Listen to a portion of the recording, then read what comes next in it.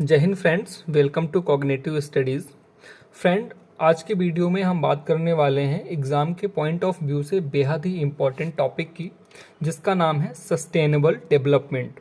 ये ऐसा टॉपिक है जिसमें यूपीएससी, एमपीपीएससी, एसएससी, रेलवे, इन सारे एग्जाम्स में क्वेश्चन आने के पूरे चांसेस रहते हैं। इवन रिसेंटली एमपीपीएससी 2024 प्री के एग्ज़ाम में सस्टेनेबल डेवलपमेंट गोल से एक क्वेश्चन आया हुआ भी था।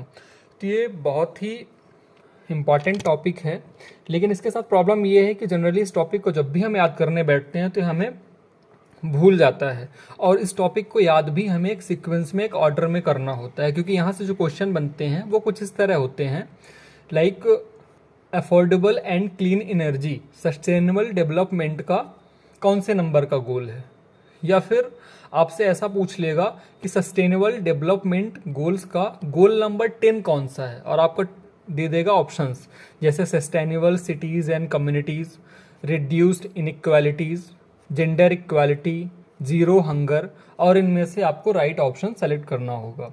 और कई बार जैसे यूपीएससी, एमपीपीएससी वगैरह के जो एग्ज़ाम्स होते हैं उनमें तो कॉलम्स दे देता है मैच करने के लिए, दोनों तरह 4 ऑप्शन दे देगा और कॉलम्स को मैच करना रहता है। तो ये बहुत ही इंपॉर्टेंट टॉपिक है, और इस टॉपिक को आज हम स्टोरी और इमेजेस के थ्रू याद करने वाले हैं, क्योंकि हमारा माइंड पिक्टोग्राफिक चीज़ों को बहुत जल्दी याद करता है। जैसे हमें मूवीज़ नहीं भूलती, स्टोरीज़ नहीं भूलती, इसलिए हम इसको स्टोरी के फॉर्मेट में आज याद करेंगे। तो काफ़ी रिलेटेबल स्टोरी है, जो एक रियल लाइफ से काफ़ी रिलेट करती हुई स्टोरी है। तो आइए हम टॉपिक को शुरू करते हैं और एक एक करके सारी चीज़ों को याद करते हैं। तो शुरू करते हैं स्टोरी से। गांव में एक मज़दूर होता है जो बहुत ईमानदार और मेहनती भी होता है। उसका नाम रहता है रामू। रामू की शादी होती है और उसकी डॉटर होती है प्यारी सी, जिसका वो नाम रखता है इनाया। अब क्योंकि रामू की रिस्पॉन्सिबिलिटीज़ अब बढ़ चुकी होती हैं, अभी तक तो रामू इतना रिस्पॉन्सिबल नहीं था, बट क्योंकि अब उसकी मैरिज भी हो गई है, वो डॉटर भी हो गई उसकी, तो वो बोलता है कि सबसे पहले हमें ये इंश्योर करना होगा कि अब मेरी फैमिली में पॉवर्टी नहीं होनी चाहिए, मुझे अब गरीब नहीं रहना है। तो इस तरह अपने लाइफ का वो सबसे फर्स्ट जो गोल है वो सेट करता है, नो पॉवर्टी। अब क्योंकि अब गरीबी ख़त्म हो गई, तो इंसान होता क्या है कि इंसान जब गरीब होता है तभी तो भूखा सोता है। जब इंसान की गरीबी ख़त्म हो गई तो उसकी जो भुखमरी है वो भी ख़त्म हो जाती है। तो इस तरह रामू अपनी लाइफ का सेकंड जो गोल रखता है वो रखता है ज़ीरो हंगर। अब क्योंकि पॉवर्टी भी ख़त्म हो गई, गरीबी ख़त्म हो गई, हंगर भी ख़त्म हो गया, तो ऑटोमेटिक हेल्थ भी इम्प्रूव होता है, और उस पर थोड़ा रामू ध्यान भी देता है। तो रामू अपना नेक्स्ट जो टारगेट है वो सेट करता है good health and well being. तो ये बनता है third goal of the SDG. इसके बाद रामू की जो बेटी है इनाया, वो थोड़ी सी बड़ी होती है।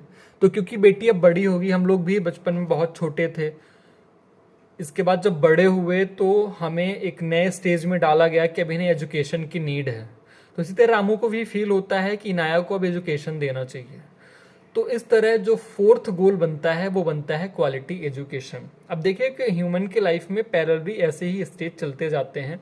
इस स्टोरी को आप इजीली रिलेट कर पाओगे जैसे जैसे एक एक करके मैं बताता जाऊंगा।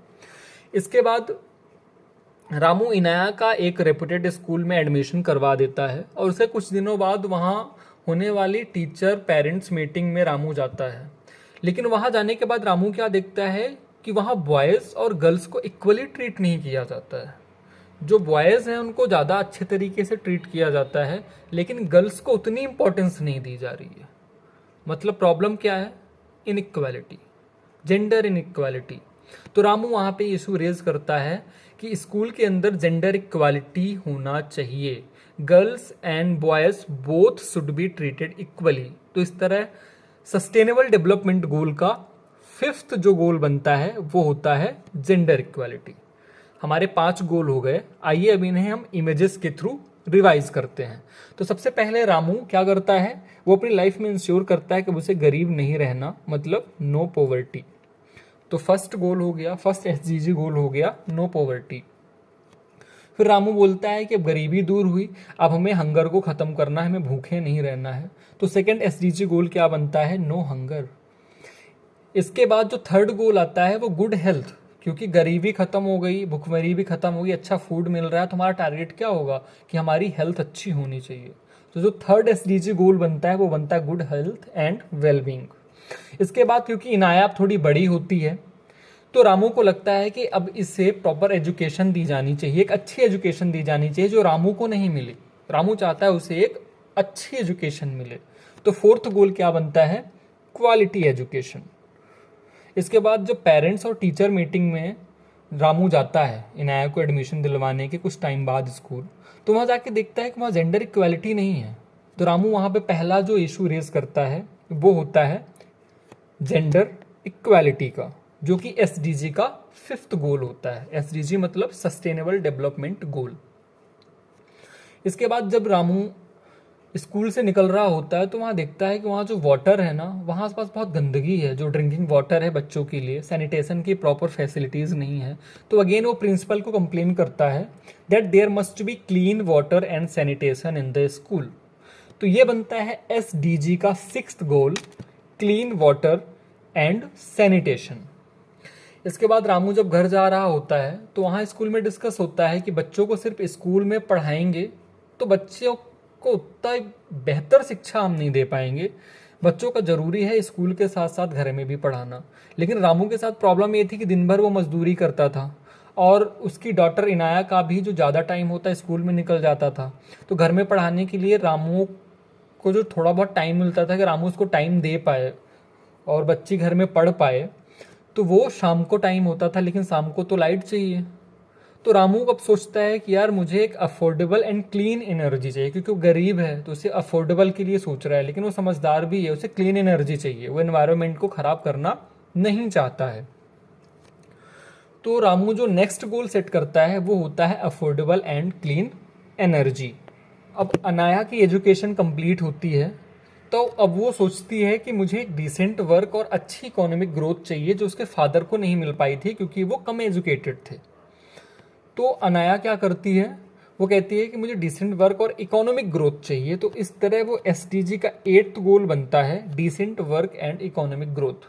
हम सबकी लाइफ में भी हमारे भी तो वही पर्पज़ है, हमारी एजुकेशन कंप्लीट हुई तो हमें एक अच्छी डिसेंट जॉब मिलनी चाहिए और हमारी इकोनॉमिक ग्रोथ होनी चाहिए। इसी स्टेज में हम सब हैं। यही स्टेज इनाया की भी आ चुकी थी। तो इनाया अब कुछ रिसर्च चालू करती है कि मुझे क्या करना चाहिए। वो अपना करियर एक्सप्लोरेशन स्टार्ट करती है। मीनवाइल वो देखती है कि अभी जो अच्छा करियर स्कोप है वो है इंडस्ट्री, इनोवेशन एंड इंफ्रास्ट्रक्चर में, क्योंकि बाकी सारे लोग तो एसएससी, यूपीपीएससी, एमपीपीएससी, यूपीएससी ऐसे एग्जाम्स में भेड़ चाल में लगे हुए हैं। लेकिन इंडस्ट्री, इनोवेशन एंड इंफ्रास्ट्रक्चर जो है वहाँ बहुत वाइड स्कोप है, वहाँ बहुत कम लोग भी जा रहे हैं और वहाँ स्कोप भी बहुत ज़्यादा है। तो बोलती है कि मैं अपनी इंडस्ट्री सेटअप करूँगी, मुझे इनोवेशन करना है, नवाचार करना है और इंफ्रास्ट्रक्चर को डेवलप करना है। और उसका जो यही पर्पज़ या यही गोल या वही इसका करियर का जो ऑप्शन होता है वो एसडीजी का 9th गोल बनता है, वो है इंडस्ट्री, इनोवेशन एंड इंफ्रास्ट्रक्चर। जब वो अपनी इंडस्ट्री को सेटअप करने जाती है तो बहुत सारे काम करने होते हैं, बहुत सारे लोगों से मिलना होता है, गवर्नमेंट अथॉरिटीज़ से मिलना होता है, बहुत सारी चैलेंजेस को फेस करना पड़ता है। मीनवाइल वो देखती है कि सोसाइटी में ना इनइक्वालिटीज़ हैं, तो उसे बहुत सारी प्रॉब्लम आती है। तो बोलती है ठीक है, मैं इंडस्ट्री और इनोवेशन में अपना काम तो करूँगी ही, लेकिन सबसे पहले जो मुझे प्रॉब्लम फेस करनी पड़ रही है ना, मैं इसे ख़त्म करती हूँ। तो मैं सोसाइटी में से सबसे पहले क्या करूँगी, जो इनइक्वालिटीज़ हैं उनको रिड्यूस करूँगी। तो इस तरह जो 10th गोल बनता है एसडीजी का वो बनता है रिड्यूस्ड इनइक्वालिटीज़।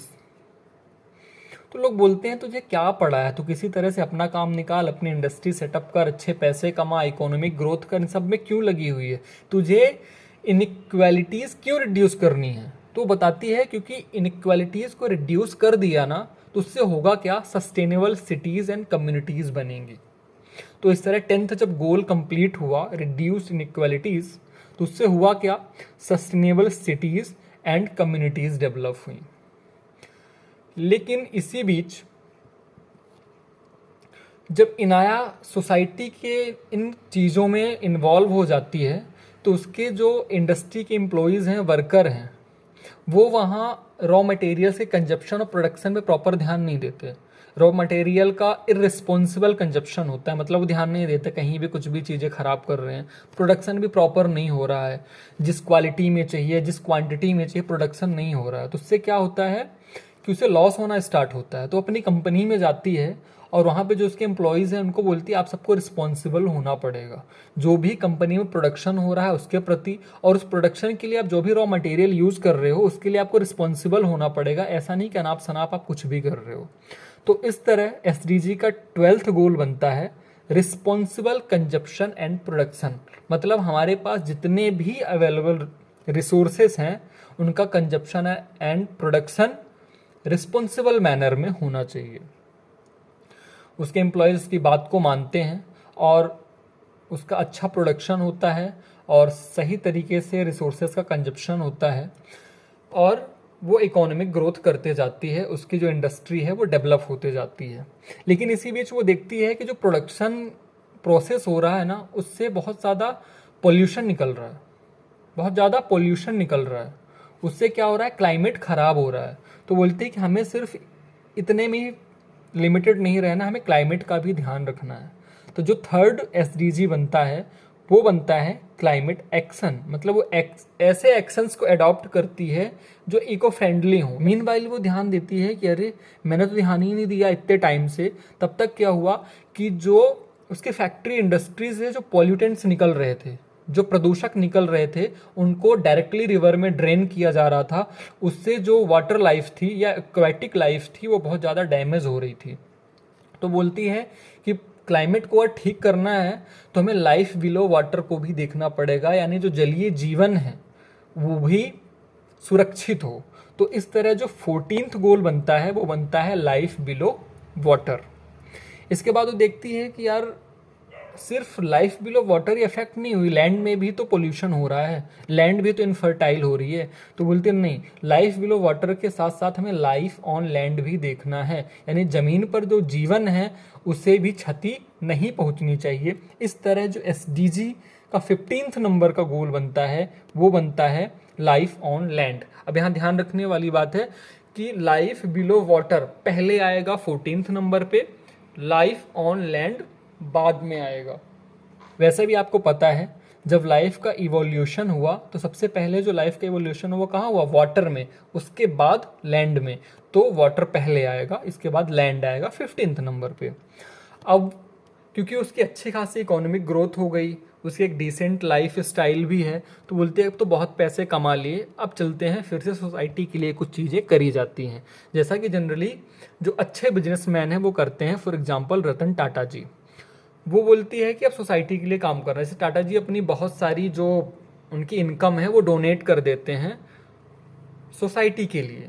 लेकिन क्योंकि जो इनाया है वो मॉडर्न एंटरप्रेन्योर है, वो बोलती है यार पैसों से कुछ नहीं होता, अगर सोसाइटी को ठीक करना है तो उसमें घुस के काम करना होगा। सो जो सोसाइटी की प्रॉब्लम्स का रूट है वहाँ काम करना होगा। हमारी सोसाइटी में क्या प्रॉब्लम्स हैं, तो हमारी सोसाइटी में आप देखोगे पीस नहीं है, लोगों को जस्टिस नहीं मिलता, बहुत ज़्यादा इनजस्टिस हो रहा है, मर्डर्स हो रहे हैं, रेप हो रहे हैं, और हमारी जो सरकार है ना वो प्रॉपर काम नहीं कर पा रही, लोगों को जस्टिस नहीं दे पा रही, लोगों के सही टाइम पे काम नहीं हो रहे, इंफ्रास्ट्रक्चर डेवलप नहीं हो रहा। मतलब जो गवर्नमेंट अथॉरिटी है या ये बोले गवर्नमेंट के जो इंस्टीट्यूशंस हैं जैसे पुलिस हो गई, अदर इंस्टीट्यूशंस हैं, वो क्या है, वो वीक हो गए हैं। तो अपना नेक्स्ट गोल वो क्या बनाती है कि मुझे सोसाइटी में पीस, जस्टिस और स्ट्रॉन्ग इंस्टीट्यूशन लेके आना है।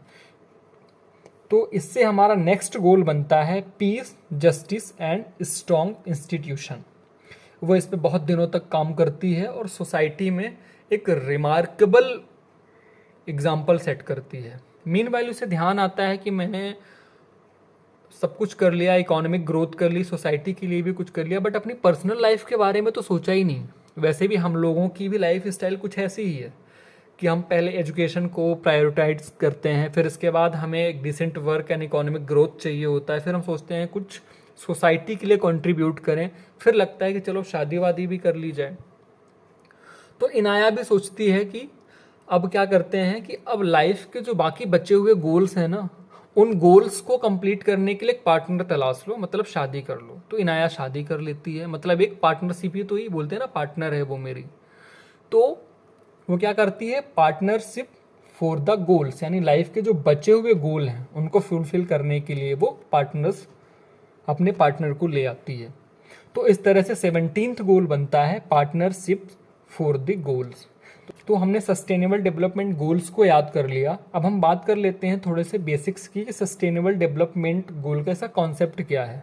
तो फ्रेंड्स 2015 में यूनाइटेड नेशन की जो मेंबर कंट्रीज़ हैं उनने एक एजेंडा 2030 सेट किया, जिसके अंडर उन्होंने डिसाइड किया कि जो हमारी प्रेजेंट जनरेशन है जो अवेलेबल रिसोर्सेज का यूज़ कर रही है उसका सस्टेनेबल यूज हो। ऐसा ना हो कि जो भी अवेलेबल रिसोर्सेज है उनका ऐसा दोहन कर दें कि आने वाली जनरेशन के लिए कुछ बचे ही ना। फॉर एग्जांपल जैसे मिनरल्स हो गए, तो अर्थ के नीचे जितने भी मिनरल्स हैं हम उनको अभी एक्सट्रैक्ट कर लें और आने वाली जनरेशन के लिए वो रिसोर्स बचे ही ना।